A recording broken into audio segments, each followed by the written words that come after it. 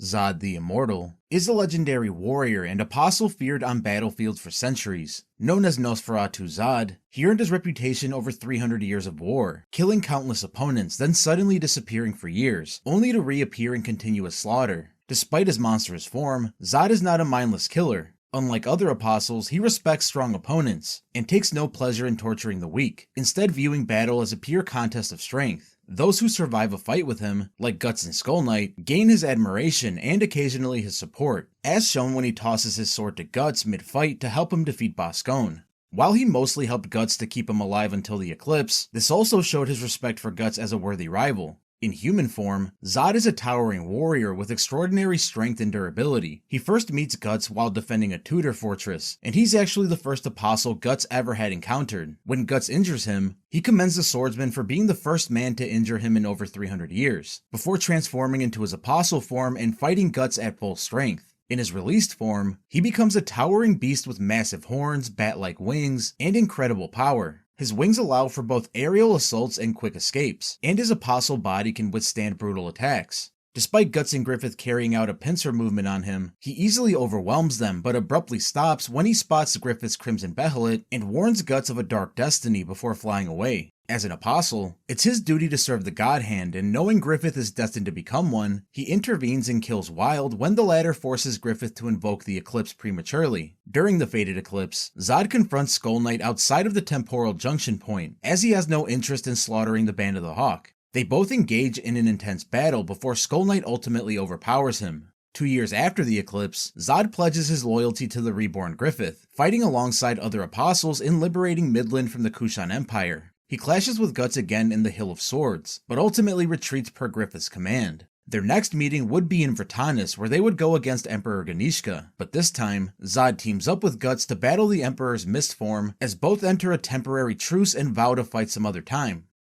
Wyald is an apostle and the leader of the Black Dog Knights, a group of criminals serving the Kingdom of Midland. Not much is known about his life before becoming an apostle, except that he was a small, frail old man. After his transformation, he became a convict at some point. The King of Midland called for able-bodied prisoners to be gathered for war, and Wyald stepped up to lead the new army, claiming that he was the strongest and that position was rightfully his. To prove his leadership, Wyald had to face off against another contender, a massive man who challenged him for the position. Their duel ended dramatically, with Wyald emerging victorious by sending his opponent flying onto a spike of a tower. From then on, Wyald and his Black Dog Knights gained a notorious reputation for being the most ruthless army in Midland, which ultimately resulted in the king sending them to remote battlefields to keep them out of sight. When the Band of the Hawk rescued Griffith from Windham, the king ordered the Black Dog Knights to hunt them down. Wyald and his men fell into several traps during the course of their chase, and as the battle escalated, Wyald decided it was time to unleash his apostle form, where he transforms into a gigantic ape-like monster. After a fierce fight with Guts, Wyald was seriously injured and left for dead, with scouts assigned to guard his body. However, he was only pretending to be dead and managed to surprise the scouts before crawling to the Band of the Hawk's camp, where he took Griffith hostage. Wyald's intention was to start the eclipse early to save his own life, but he panicked when he couldn't find Griffith's behelit.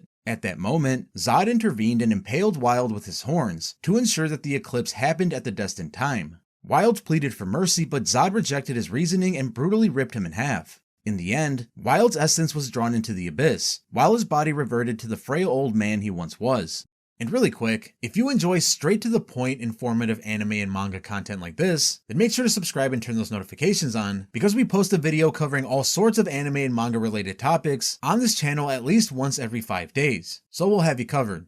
But anyway, the Unidentified Roaming Apostle. This unnamed apostle is the first one slain by Guts after the dreadful eclipse. A month after the eclipse, this apostle is roaming the countryside and ends up in the middle of a puddle. 2 farmers come by on horse-drawn cart and get frustrated at him for blocking the road and looking a bit out of place. But just then, he catches a whiff of something that interests him, the scent of a sacrifice, which happens to be Guts and Casca from miles away. He immediately heads towards the direction of the scent and ends up in Godot's home. Meanwhile, as Guts is getting ready to start his revenge quest, he senses something through the brand of sacrifice. Suddenly, the apostle is right there in the doorway. The apostle transforms and prepares to take down Guts. Unfortunately for him, he gets the first taste of the Dragon Slayer as Guts wields the massive sword for the first time, and cuts the apostle in half. In the 2016 anime, we learn more about this apostle's past. Known as the Keeper of the Hounds, he once worked for Count Lansdowne as a keeper of the Count's prized hounds. He was an outcast, with his master deeming him as ugly and inferior, but the dogs never judged him and they became his only companions. One day, one of the dogs finds a behelit and brings it to him. He later met the Count's daughter, who treated him with kindness, to which he mistook for, her liking him. So when she didn't return his affections, his despair activated the behelit and called the God Hand to him, where he ended up sacrificing her,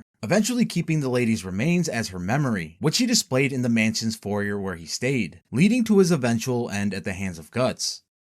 The Snake Lord is the fearsome apostle ruler of Coca, living large in the town's castle and keeping the locals terrified. This hulking tyrant keeps the mayor under his thumb while demanding piles of gold and human sacrifices as his protection fee, or else the entire town suffers. One night, while he's indulging in a meal of human flesh, he hears about a stranger named the Black Swordsman who has wiped out his henchmen in a pub. During this time, Guts has begun his quest to hunt down every apostle for revenge. The mayor assures him that the Black Swordsman has been apprehended and offers him gold and human cattle for forgiveness. However, he dismisses the mayor's desperate offerings. Instead, he reveals his real desire to see humanity trampled under his heel in flames. Donning his battle armor, he sets out to destroy Coca and starts tearing through the streets with his soldiers and killing anyone in his way. Guts, who had just broken out of prison, gets caught amid the chaos and takes down his minions before challenging the Snake Lord directly. The apostle accepts and wields his halberd with deadly confidence. However, Guts quickly uses his repeater bow to shoot the Snake Lord off his horse, and smashes him into a nearby building. The furious Snake Lord transforms into his apostle form and overwhelms Guts. He then picks him up by his arm and mocks humanity's weakness. But Guts seizes the moment and blasts off half of the apostle's face with his hidden cannon arm before using his massive dragon slayer to cleave the apostle in two. Reduced to a torso, the helpless apostle finally realizes who he's up against when he spots Guts' brand of sacrifice. He desperately begs for his life, but it's too late for mercy. Guts leaves the Snake Lord to die under Coca's burning rubble to bring an end to the apostle's reign of terror. The Count is a notorious apostle ruling over a territory that Guts visits during his epic 2-year war against apostles. Before he became one, the Count was a nobleman in charge of a hold, living happily with his wife and daughter named Teresia. After coming home from a long pagan hunt, he finds his wife in the middle of a wild heretical orgy. In a rage, he slaughtered everyone there except for his wife, who had a smirk on her face that drove him to the brink of despair. This activated his behelit, which led him to the God Hand. He ended up sacrificing his wife to become an apostle, and started a twisted new life, lying to everyone about her being taken hostage by heretics. After his transformation, the Count became obsessed with hunting down heretics. He pretended it was about justice, but really, it was just an excuse to gather more victims for his gruesome rituals, where he'd mutilate and devour them. When his physician Vargas found out about his dark secret and tried to escape, the Count caught him, mutilated him, and forced him to watch as he ate his own family. What's horrifying about the Count is his ability to partially shift his body into a slug-like form, and fully transform into a monstrous slug in his released form, earning him his other name, the Slug Count. The night before the 5th eclipse, he and other apostles feast on injured members of the Band of the Hawk, but bailed when the Skull Knights showed up, leaving Rickard alive. During the eclipse, he joined the other apostles in a banquet and helped take down Pippin. After the eclipse, the Count resumed his heretic hunts, but things got personal when Guts showed up and disfigured his captain of the guard, named Zondark. When Guts escaped with the help of Vargas, the Count didn't take it lightly. The Count infused Zondark with part of his own power, to make him a powerful spawn. He captured Vargas, and publicly executed him to set a trap for Guts. Guts eventually storms the Count's castle, ready to settle the score. The Count's regenerative power gave Guts a hard time, but Guts found a way to exploit his vulnerable head. The ensuing battle was so destructive that it opened the doors of Teresia's room, allowing her to escape for the first time in years. Guts used Teresia as a shield to catch the apostle off guard, and give him a chance to sever the Count's head. In a panic, the Count activates his behelit lying on the ground, and transports everyone to the God Hand's realm. But in order to grant him a second chance at life, the God Hand requires a sacrifice from the Count, and the only person he could offer was his own daughter. Ultimately, his love for his daughter was greater than his desire to live, and when he finally succumbed, his spirit was dragged into the abyss, leaving his lifeless body behind a pile of rubble. Guts later takes the Count's behelit as a means of reaching the God Hand. The Unidentified Female Apostle. This unidentified female apostle is actually the first one introduced in the series and also the first to be defeated. She shows up during the eclipse where apostles gather to feast on the sacrifices for Griffith's rise to become the 5th member of the God Hand. During the chaos, Corcus tries to convince himself that everything happening is just a bad dream, and the Apostle uses his shock to her advantage. In her human form, she's naked with long blonde hair, partially covering her face, and an eerie, emotionless look. She moves seductively towards Corcus so she can lure him in close enough to strike. She then reveals her true form when Corcus embraces her. When we see her next, she's already got his head in her mouth. When she changes to her Apostle form, she grows in size and transforms into a reptilian-like beast. Her mouth becomes full of sharp teeth with a long tongue, and her head takes on spike-like features, tentacles, and even some extra hands. 2 years after the eclipse, she crosses paths with Guts again, mistaking him for just another victim while Guts plays along. But as soon as she reveals her true form, Guts shoves his prosthetic arm into her mouth, and uses his hidden cannon to take her down, leaving a huge hole in her head. Rosine is one of the Apostles who feast on the wounded members of the Band of the Hawk. When she and the Count corner Rickert, the Skull Knight swoops in and pushes them back. Prior to her transformation, she was an ordinary girl from a small village where, after a conflict, her father started to doubt she was really his daughter. She spent her time alone in the woods, collecting insects and pretending to be an elf to escape her parents' fighting. She even shared these fantasies with her friend Jill, and decided one day to run away to a magical Misty Valley. Before leaving, she gave Jill most of her belongings, except for a mysterious stone she'd found by the river. When Rosine's parents finally found her, her father lashed out and scolded her for leaving. She watched in horror as he turned violent towards her mother as well. In her desperation, Rosine's Behelit activated, and she ended up sacrificing her own parents, transforming her into an elf-like apostle. From then on, she began to capture children to turn them into elves for her own magical realm in the Misty Valley, while recruiting forest dwellers as guardians. Eventually, Rosine transforms fully to battle Guts in a fierce fight. Guts finally lands a critical blow, and Rosine reverts to her original form with a missing arm. In her last moments, she remembers her parents and asks them for forgiveness. But before Guts can finish her, the Holy Iron Chain Knights intervene, and a delusional Rosine flies off to return to her parents. Moments later, she falls and passes away. The Skull Knight later arrives on the scene and takes her Behelit.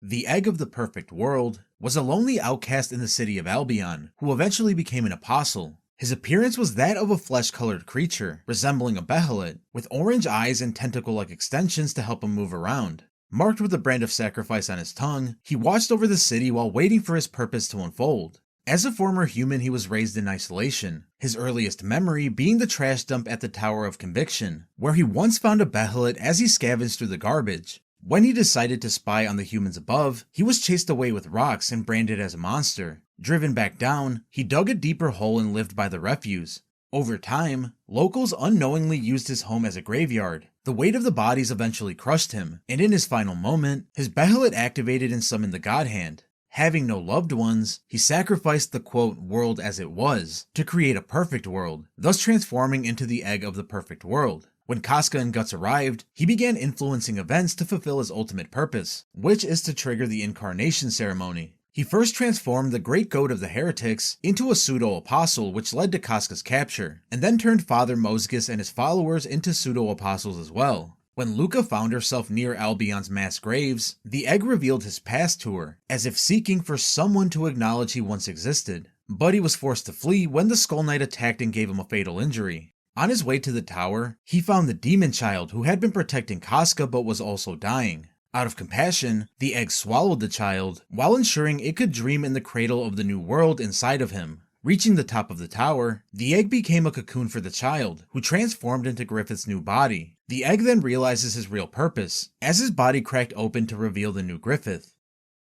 Ganishka, the ambitious Kushan emperor, dreamed of conquering the world and would do anything to secure his power. His story begins with betrayal. As the eldest son of a Kushan king, he was targeted by his mother, who tried to poison him so his younger brother could inherit the throne. However, Ganishka survived and retaliated by killing his own brother, which drove his mother to end her own life. Due to his father's lack of trust in him, he arranged his own father's assassination and finally seized the throne. Once king, he believed ruling by fear and conquest was his path to power. He became a peerless warrior and led relentless campaigns that left little time for his wife and child. But ambition brought danger, as his own son tried to poison him and ordered the guards to assassinate him. In the face of death, Ganishka activated his Behelit, which was given to him by a wandering sadhu some time ago, and sacrificed his son to transform into an apostle. Unlike most apostles, Ganishka defied the God Hand and sought to surpass them. He saw his chance of invading Midland when the kingdom fell to disease and famine. He successfully captured Windham and took Princess Charlotte hostage, intending to legitimize his rule by having her bear his child. But Griffith's Band of the Hawk launched an attack to rescue Charlotte and force him to submit himself to the Falcon of Light. As an apostle, he wields terrifying power. His astral form could morph into a massive mist capable of unleashing lightning strikes and covering entire cities. He could detect enemies within his fog, transform animals into monstrous Pashaka, and devour anything the mist touches. Yet he wasn't invincible. The Dragon Slayer could wound him, due to the sword's connection to the astral world, and Griffith's intense wind gusts nearly dissipated his fog form, which forced him back to his weakened state. Defeated by Griffith, Ganishka retreated but was determined to return stronger. He entered a man-made Behelit in his desperate attempt to transcend apostlehood. As a result, he emerged as an immense, uncontrollable eldritch being. In his colossal form, he crushed the city of Windham and his own troops beneath his monstrous feet, while he lost every shred of sanity with each step. He could now breathe massive balls of fire, and spawn pseudo-apostles from fallen soldiers as he became a walking disaster that threatened everything he encountered. In a climactic showdown, Griffith and his god hand form Femto ascended Ganishka's towering form, while the Skull Knight prepares for an ambush. Griffith redirected the Skull Knight's space-tearing sword strike toward Ganishka, resulting in an astral fissure. From this opening poured the forces of the astral world that blends reality with fantasy, and birthed the interstice of Fantasia. Ganishka's immense form dissolved, leaving behind the towering world spiral tree.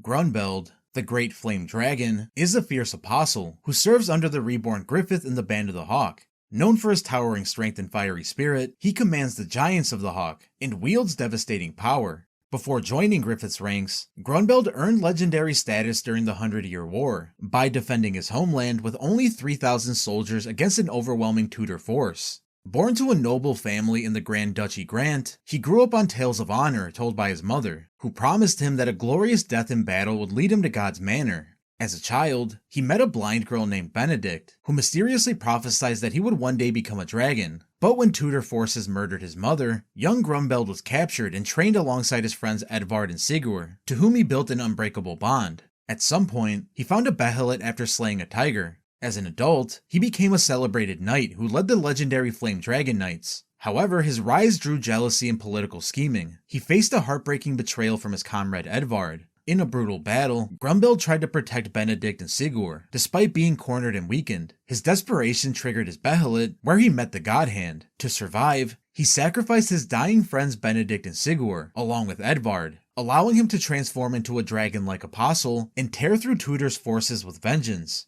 Now an apostle, Grunbeld's powers are even more terrifying. He can shatter entire ranks of armored soldiers with a single swing of his massive great hammer, and his large shield not only deflects cannon fire, but also fires back cannonballs itself. His shield is also a weapon in its own right, being equipped with hidden blades. In his apostle form, he becomes a crystalline behemoth, with his skin turning into corundum, a nearly indestructible crystalline material. Apart from being stronger than steel, his dragon form allows him to breathe fire. Standing around 9 feet tall and weighing over 300 kilograms in his human form, Grunbeld towers at 20 feet and over 1,600 kilograms in his apostle form.